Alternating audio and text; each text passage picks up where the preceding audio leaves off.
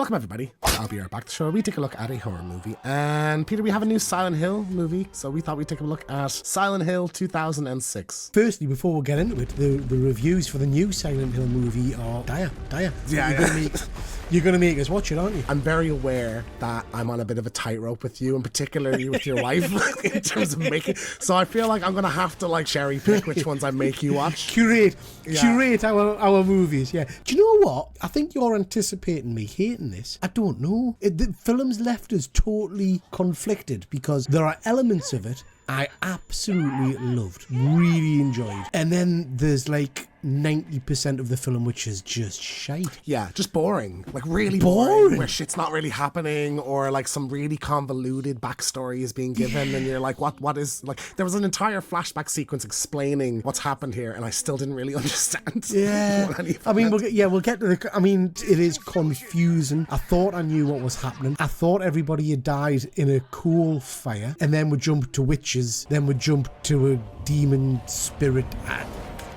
Yeah. But I guess the bit I love, and I would imagine you're the same, James, the visual effects in this film are phenomenal, and the creature designs are just amazing. Absolutely amazing. I think I have a good sense of what you're going to feel. And this one, I really felt like you could have gone either way. I would 100% agree the strength of this is in the visuals and in the design of the town. But the one thing I will say about that is that all of that is just from the game. So anything that's positive about this movie, I really feel like is just what they ripped right from the game, and anything they try to add is just the shit parts of it. So like in terms of adapting the video games, it does a really good job at that, but not of like being its own thing or telling its own story or anything like that. I don't understand what many of the creatures and the monsters had to do with anything. Like at the start, the children things that are chasing them with their heads on fire or whatever. I don't understand what that was linking to. The other thing that boiled my piss a little bit was just some of the worst acting I've seen in a film. The little girl, and I do apologise. Silent Hill!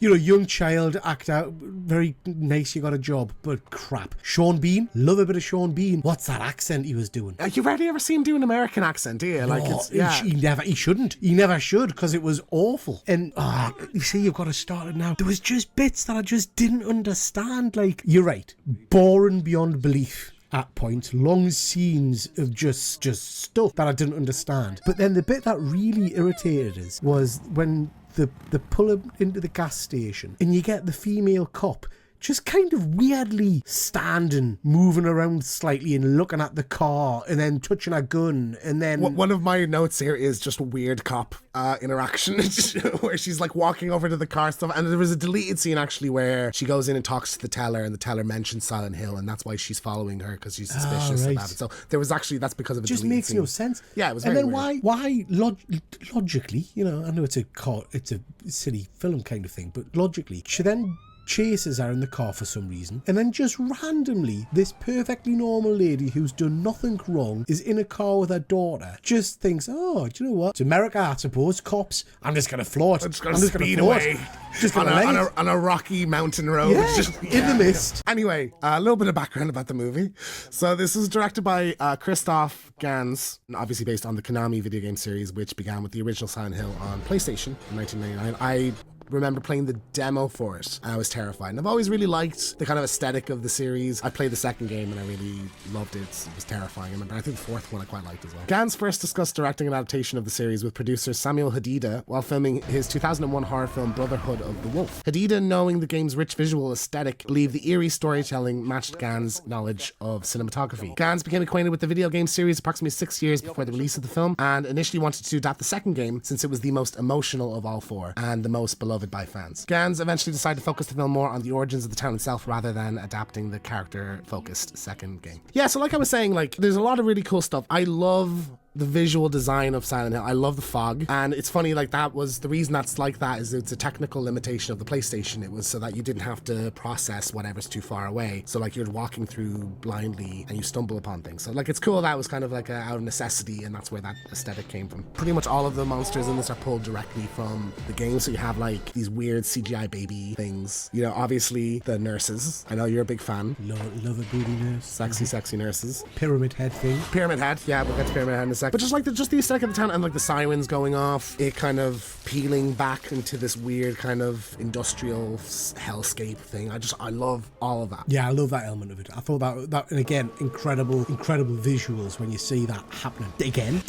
I don't understand it. Don't know why it's doing that shit. Yeah. But good. Do you know what I mean? I enjoyed the look of it. Like Pyramid Head is probably the most iconic villain from the game. So he's from the second game. And like it's interesting because like Silent Hill, my understanding of it is what a person experiences in Silent Hill is kind of reflective of like what they're going through. So like Pyramid Head is in the second game, he's representative of the main character's like sexual frustration. It doesn't really make sense that other characters see Pyramid Head. It's specific to that character. So that when you were saying earlier about it's a bit jarring, like you're having kind of random crap thrown at you, it's because like these are different enemies from different characters and they kind of supposed to represent their traumas and stuff like that. So that's why feels a bit disjointed. But I think like in terms of like adapting that, I think it did a great job. The music, I've always loved Silent Hill's soundtrack. I think aside from Ring of Fire plays at one point in the movie, I think everything else is pulled from the games. You see, I read that and that was a point of irritation for us. Not that it's not good music, because it is. It's good. Well, it is good music, but it almost felt like scenes were there just to let the soundtrack play out, if that makes sense. Like you got to get through a full song, so we'll just kind of meander the camera around a car for 10 minutes. It's like, what are we doing? There's a lot of long drawn out shots, like 100%. And running. Oh, I was tired watching her. She just seems to run all the time, you know? Yeah, she does. Just running through smoke and fog. You were saying about the acting. I think some of it's down to the acting. I think some of it's down to the writing. That one line in particular stood out to me. But I think it's the main character and the cop walking around. And one of them goes, they used to say this place is haunted. And the other one goes, I think they were right. Yeah.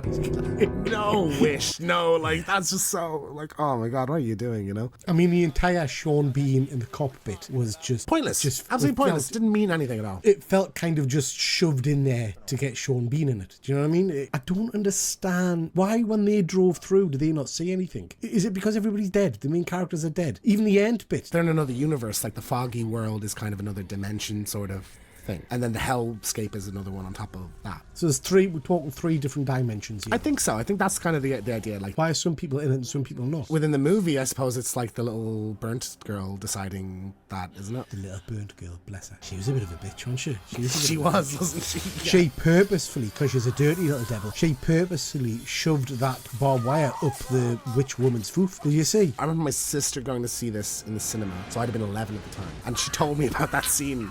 And I remember about a year later seeing it on TV, and the parts I remembered was that bit. I remembered Pyramid Head ripping off a woman's skin. Yeah, that was pretty naked. good. Mate. I like that was pretty good, yeah. And then the cop burning alive as well. So I think, like, in terms of deaths, there actually is some quite gruesome. Like, I was recoiling a little bit at some of it. I think particularly like the kind of being slowly roasted, because it's not even being directly in the fire. It's just that heat and her skin bubbling and shit. But she deserved it. She deserved it. She did. She was awful just, character. I just didn't like her. You know, that's a character from the game, actually, funny enough as well. Yeah. I mean, she got her little badass moment where she's beating up the minor fellas. It was nice of the crowd at the end to let your one speak, though, wasn't it? Like, just punch her occasionally, but not hold her down or anything like that. Like, she was like the friggin' Terminator coming through there, wasn't she? They were smacking her about and stuff, and she was just kind of glaring at them. Just an occasional all punch. Of a sudden, the entire movie, all she's done is scream and run. And then all of a sudden, I suppose she had the dark demon child thing in her at that point, didn't she? So maybe she got some strength or something from that. I don't think the spooky little girl is the thing from the games, actually. Because this feels very 2006. This feels very like the Ring remake or the Grudge, that kind of style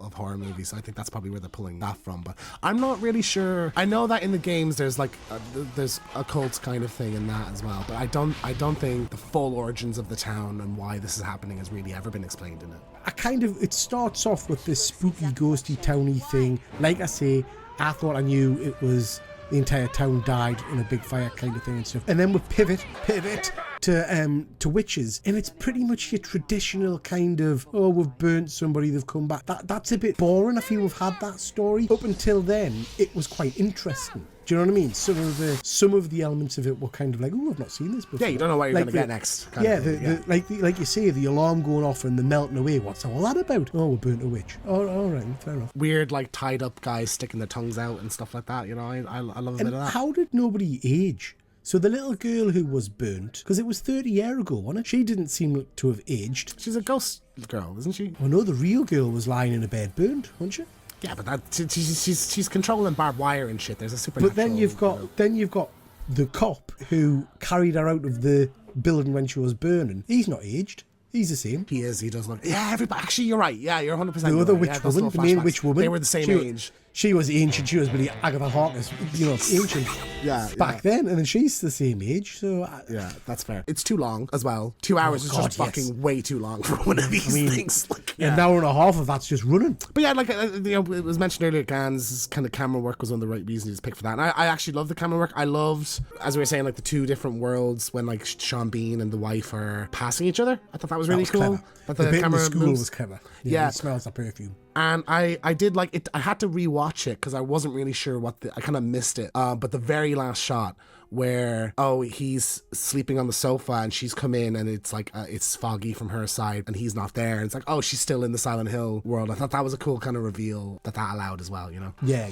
I mean, when the demon thing had possessed her daughter, I think, on the way back. But then when you saw the fog continue... Yeah, the souls have been rejoined. A little bit of trivia about the movie. It took director Christophe Gans 5 years to obtain the rights to make the film. He was given the rights after he sent Konami a video of an interview describing how much Silent Hill meant to him. Along with the interview, he sent scenes that he filmed on his own dollar, cut up and overlaid with music from the games. It is a good sign that he's that passionate about it. He really wanted to do this. From how well parts of the game are translated here, I think that really does show. Due to the nature of the film and the fact that Jodelle Ferland was only 10 years old at the time of filming, writer Roger Avery apologized to her parents should she have any signs of mental trauma. I mean, she's seeing like barbed wire coming into people's cooches, I suppose. So like, well, but not really, has she? Not really. Do you know what I mean? I don't think it really happened, James. And lastly, Sean Bean was the only one of all the actors in the lead roles who did not even try to play the game. He just saw the game's packaging. So I've got what do you call this section? New trivia. Trivia. That you've not given. Is that all of your trivia done? That's my 3 bits of trivia. Yeah. I'm coming in with trivia. Blow me away, Peter. I'm going to blow it out. Well, so the Sean Bean cop bits feel added on because guess what? They were added on. Yeah, okay. So when they showed the first cut, apparently, there wasn't enough male characters. Whoever the executives or whoever said it was too female heavy, which is true if you think about it. Yeah, it'll be almost all female characters. So they're asked to bump up those parts. So those parts were kind of shoehorned in, apparently. Wrongly, because it's cack. Yeah, well, that actually makes sense, because it's probably half an hour of Sean Bean shit. So if you cut that out, it's 90 minutes, and it's like, you're not leaving Silent Hill ever, like then. Yeah, that makes sense. Oh, that was a mistake, I feel. He was originally in just the start and the end. Do you know what? You said at the start you didn't know which way I was going to go. As we're talking about it? Yeah, no, I don't know which way I'm going. I'm kind of stuck in the middle. It lives and dies on its special effects, creatures, in the anytime there's monsters and stuff, it feels atmospheric, creepy, and good. That's just too sparse for us. It's just padded out far too much. Completely agree. I completely agree. I think it's overdrawn. You could have had a much tighter 90-minute film where it was just kind of a main, like the lead character going through kind of hell thing. Yeah, that would have been really great. Yeah. So quickly, to feature the franchise, there was a sequel in 2012 called Silent Hill Revelations. So new main characters, but the lead character of this is in it a little bit, at least maybe a cameo or dying at the start kind of thing. I haven't seen it. It was one of those like when 3D was really big. And now we have Return to Silent Hill coming out now as well, and that's Christophe Gans returning to direct that, so he's getting to do his Silent Hill 2 adaptation.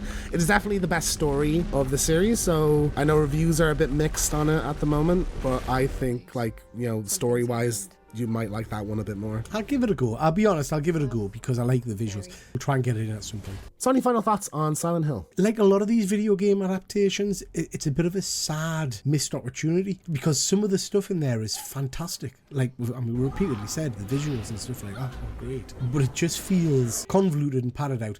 And dare I say, and again, you're a gamer, I'm not, like some of the games, the plot and the story doesn't really feel cohesive to me in a movie format. Do you know what I mean? It's designed for little snippets of stuff of people running around and things, but when you try and make a narrative story out of it, you struggle. And with this, I still haven't really got a clue what it was all about, other than a little girl being burnt and somehow getting magic powers. I completely agree. If you've never been exposed to the Silent Hill franchise, if you're not a gamer or something like that, just to see the cool stuff about it, I would say give this a watch. But everything that's strong about this is literally plucked directly from the game, and it translates those things well, but anything it tries to add or do is just crap. It really would have benefited from just focusing on the main characters and not having the Sean Bean subplot, and just 2 hours is, I think, for any horror movie really, outside of like a like a Talk to Me or something. 2 hours is just too long. Yeah, it's not the worst. And I think as far as video game adaptations go, it's up there. It's definitely not the, like, I mean, some of them, especially around this period, they were terrible. So like, I think this did pretty well for what it was trying to do anyway. So that's I'll Be Right Back on Silent Hill. Thank you so much for watching. If you enjoyed this, leave a like. We review all the latest horror movies in the cinema, and we have episodes of I'll Be Right Back on various horror movies, so go check that out. We also have One Good Scare live every second Friday, and we'll be right back next time with... Hello? Hello? Who is this? If you tell me your name, I'll tell you mine. Why do you want to know my name? I want to know who I'm looking at. Scream. Never, under any circumstances, say, I'll be right back. Because you won't be back.